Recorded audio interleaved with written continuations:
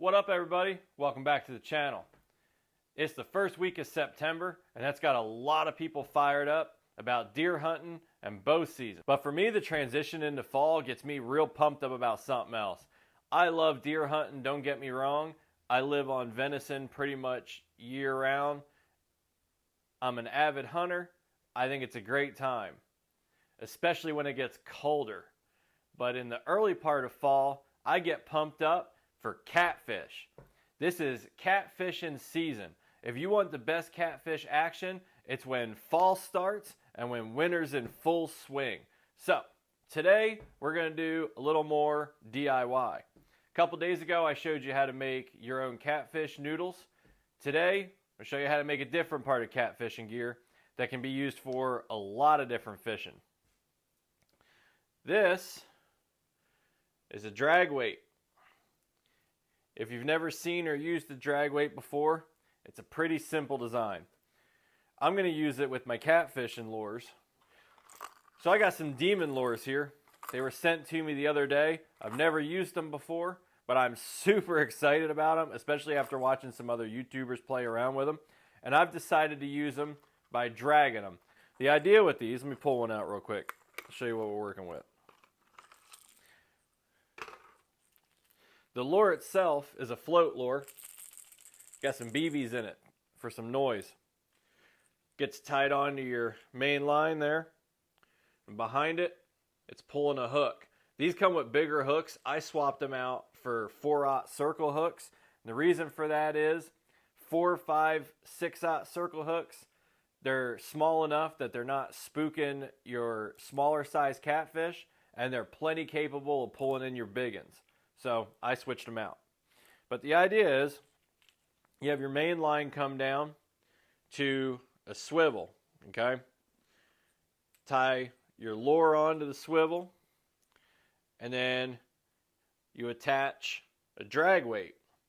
And what this does is it pulls down to the bottom, and as you reel, it just drags along. It keeps this float up off the bottom at your desired height. But the reason that these weights are so great for drag fishing is they don't get hung up, at least not nearly as easily. When you use even like a flat weight, a pyramid sink or any of that stuff, and you pull through like vegetation, it gets all wrapped up on there. If you pull through like a wood bottom, it gets snagged on there. If you got hard rock bottom or sandy bottom, well then these aren't, as important to you. They still work great. For a lot of the places that I fish, I need to be concerned about what I get snagged up on. So these are fantastic because they just drag right along. You can buy these, but I'm going to show you how to make them super easy. It's really cheap. Doesn't take a lot of time. This first one I put together in just a few minutes to show you guys what we're working with. So the design is simple. You need your medium. I'm using an old dog leash because I had one around and I'm not using it. Dog leash, tubing, like fuel line tubing, rope, like that's all really a dog leash is. Anything with a big enough diameter, and it doesn't have to be that big. So you need your medium, need a snap swivel, you need your weight. So what I'm using is BBs. The reason I'm using BBs is they're cheap. I already had them, and that's pretty much why. Now you can use things like shotgun pellets, like you can empty out a shotgun shell. I also have shotgun shells, and you can save yourself some time because it doesn't require as many shotgun pellets as it does BBs. However, I'm not in the business of cutting apart my ammunition. I don't mind wasting some BBs, if you want to call it a waste. Okay. You also need something to feed the pellets into your medium. I'm using a simple metal straw from one of my tumblers. Any kind of straw works. You just need something that you can use to help feed it in, and you'll see what I mean in just a minute. Need a lighter. And you don't necessarily need pliers. I like them because I don't like to burn my fingers too much. And you need some scissors. So, let's go ahead and put these together. First thing you need to figure out is the length that you want. I don't want my float terribly far off the bottom. Anywhere in this length is fine for me. I didn't measure this out. I can't tell you how long it is. Well, actually, I guess I could. I still got all my stuff from the last project sitting over here. Man, I'm pretty good because that's pretty much 12 inches on the money.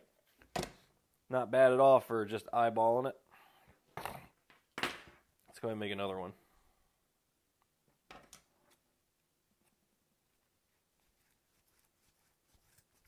All right, cut off your section there. Now, you can do this from either end. Looks like this end's going to be a little easier. Get a hold of your core inside the rope there. Pull it out. And that just leaves us with the outer tube from the rope. Metal straw. Now, I have already measured out the BBs. I just took my little scale over here. I use this for flowers.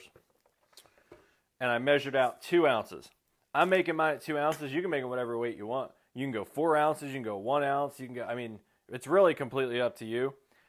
I tend to use weights that are 1.5 to 2 ounces. So I'm just making 2 ounce drag weights. Simple as can be. We're going to burn one in. We're going to do the cleaner end first. We've already made a mess on this end. So let's do this one first. Work up some spit so you don't burn yourself.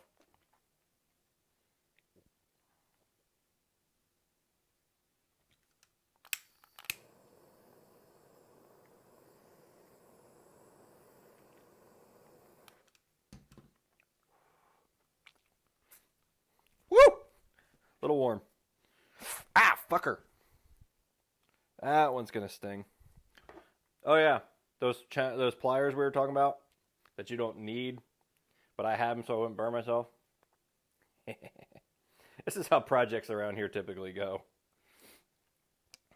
Let's get that little bit of seal. Whew, that one, I'm going to feel that one tomorrow.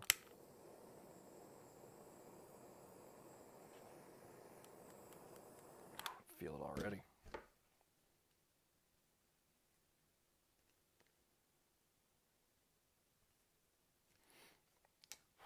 So all we're doing here is we're burning it closed. Just nice flat closed opening. On your other end, take your straw or whatever you're using. You don't have to go too far in. When I start, I like to get it fairly down near the bottom. So I just kind of do it like that. Whew, that stings. Start putting in your BBs. Now, you can pile them in your hand and kind of feed them in here. I just do it one at a time. It's just easier. So what you want to do, my thumb is hurting already. What you want to do is get a decent amount of them going. They'll eventually start to backpile into the straw, which is fine. You just take your finger, you just run it down. These ones are going in pretty good. And if you're using a metal straw like I am, or a metal tube of some sort, you'll get a feel for when they start to back up. You can feel it in your hand. Don't even really need to watch much down below. Now, if you wanted to be super cool, you could stick a funnel in the end of the straw and just pour into the funnel, but this really ain't that hard.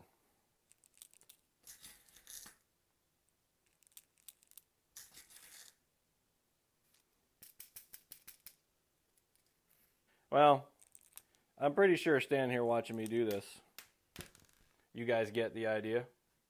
So I'm going to go ahead and jump to the part where all the BBs are in. All right. All the weights are in. Pull your tube out. Now, this is the part where I trim it down closer to where the weights are. So this one will be, yeah, we'll make it about the same length. Okay. Trim it.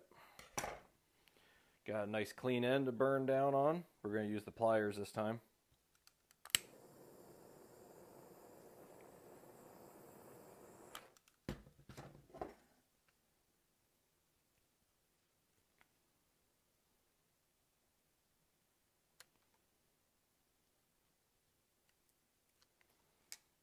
It's much better. All right. So now you've got your drift weight, drag weight, whatever you want to call it. But you got to be able to attach it to your line, right? Enter the snap swivel. These ones are overkill. These are 20-pound snap swivels because it was the first one that I grabbed out of the tote.